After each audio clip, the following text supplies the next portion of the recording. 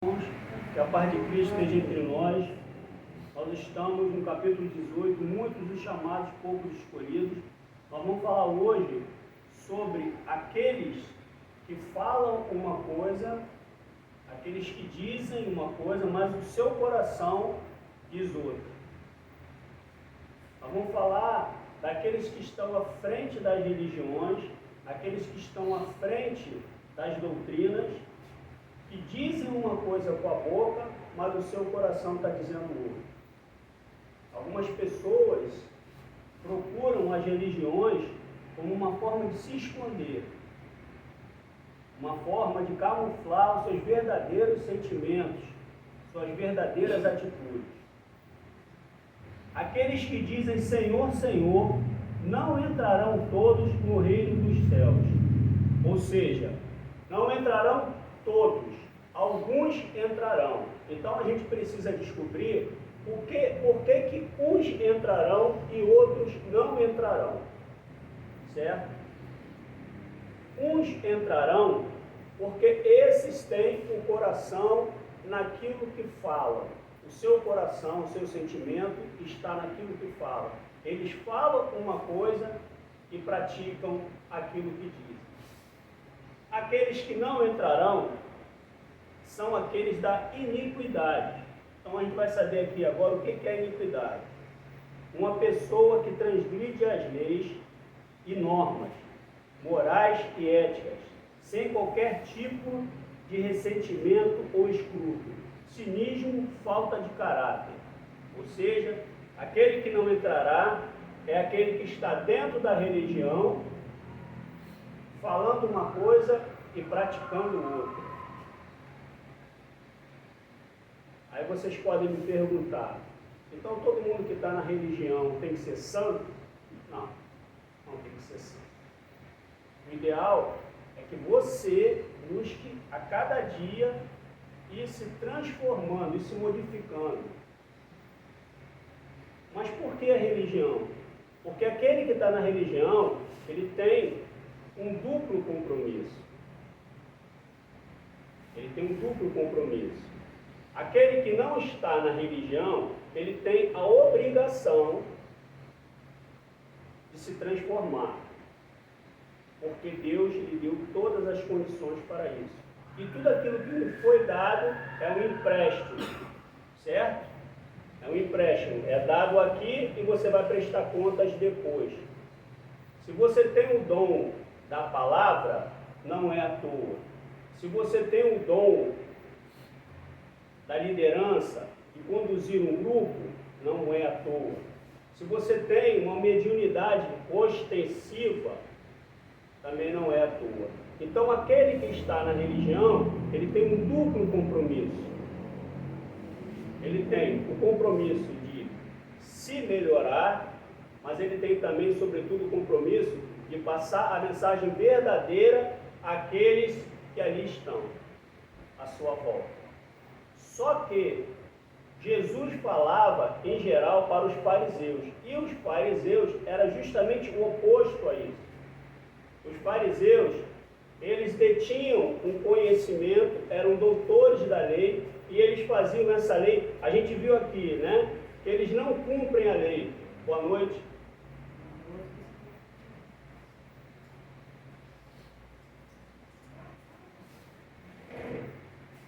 Então, os fariseus, eles não cumpriam a lei. Pelo contrário, eles adulteravam a lei. Eles faziam a lei a bel prazer. Eles faziam aquilo que melhor lhe convém. Eles praticavam a religião a seu bel prazer. Aquilo que estava escrito, eles faziam, por exemplo, vou dar um exemplo aqui, preservar o sábado. Não pode fazer nada no sábado. Mas a galinha botava ovo no sábado.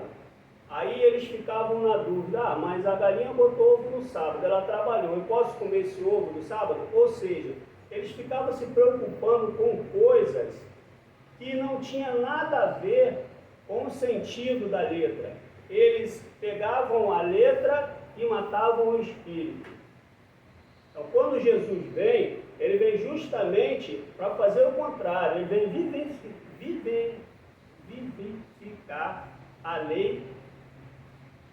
diferenciar? Tirando a letra morta. Vou explicar melhor. Eles ficavam pegando pretexto dentro das leis mosaicas, tá? Pegando pretextos para fazer separações. Eles diziam, olha, eu preservo o sábado, olha, eu não me alimento de tal coisa, olha, eu ando com tal vestes, eu sou diferente, eu sou um santo. Mas, na verdade, todas essas práticas exteriores que eles faziam, era justamente para camuflar aquilo que ia nos seus corações. Eram túmulos caiados, mas podres por dentro. Então, aquilo que eles por fora era tudo branquinho, tudo bonitinho, mas por dentro era podre. Não adianta. Então, a questão aqui é aquele que diz e faz e pratica com o coração, e aquele que fala uma coisa e faz contrário àquilo que ele diz.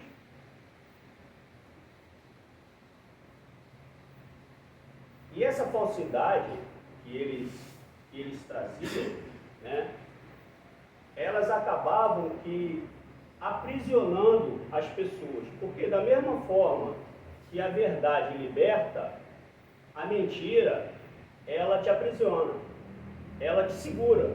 Por quê?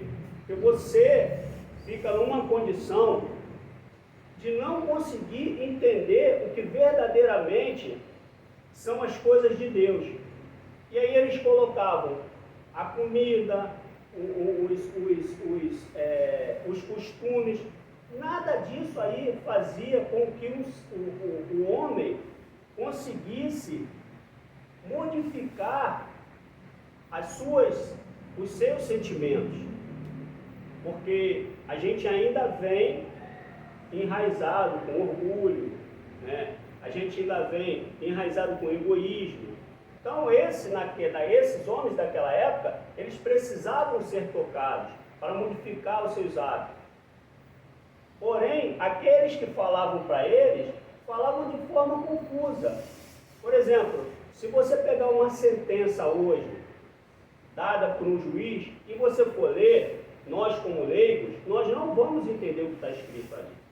Você vai precisar de um advogado para te explicar, olha, ele está dizendo aqui, assim, assim, assado.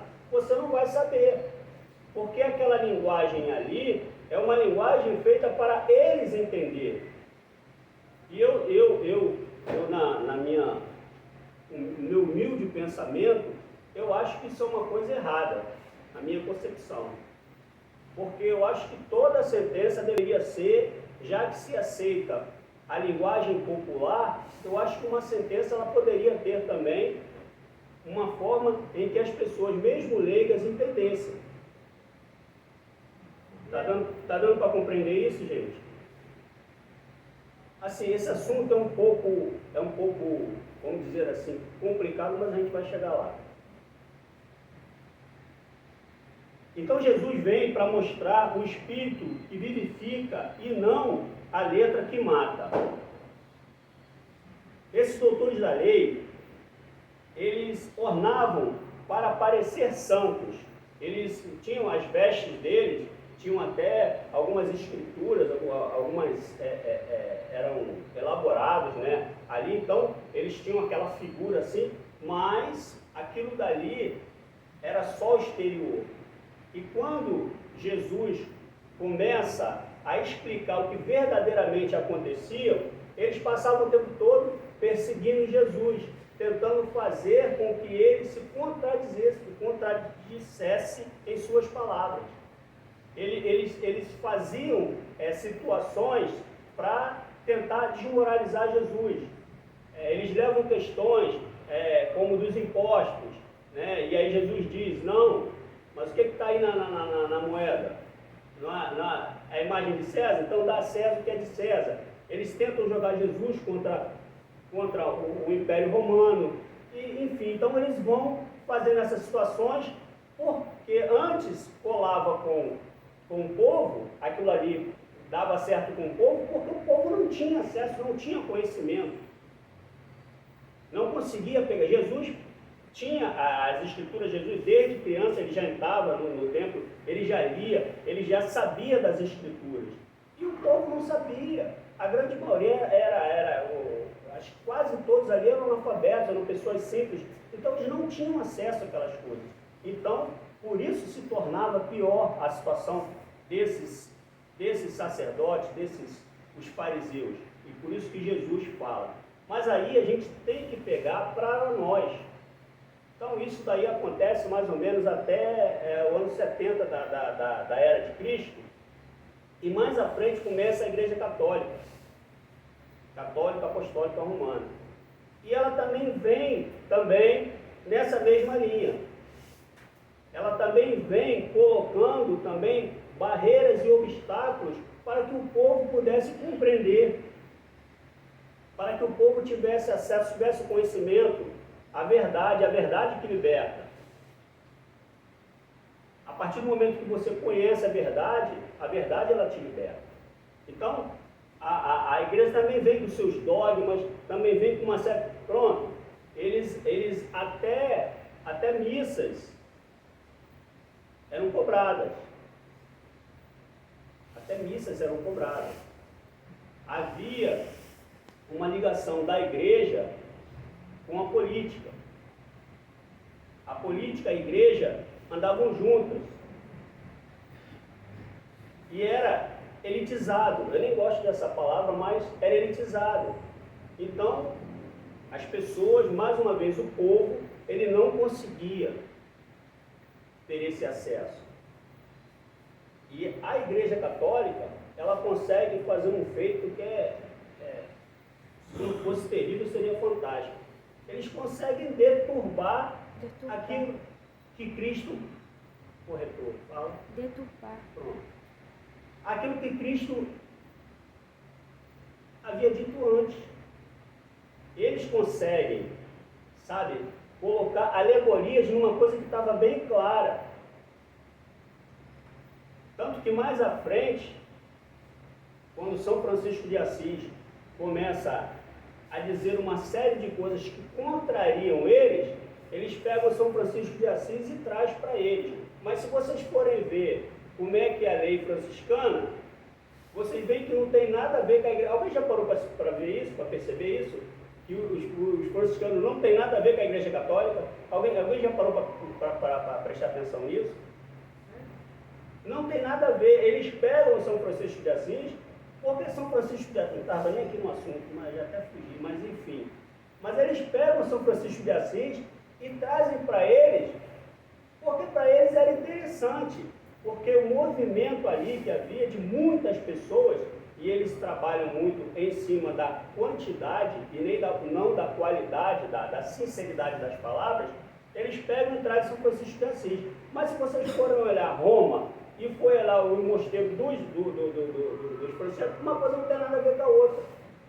Não é assim, dona Marta? A humildade é totalmente diferente. Né? Então, essas palavras que parecem ser duras, elas são direcionadas a isso aí, a esses tipos de prática.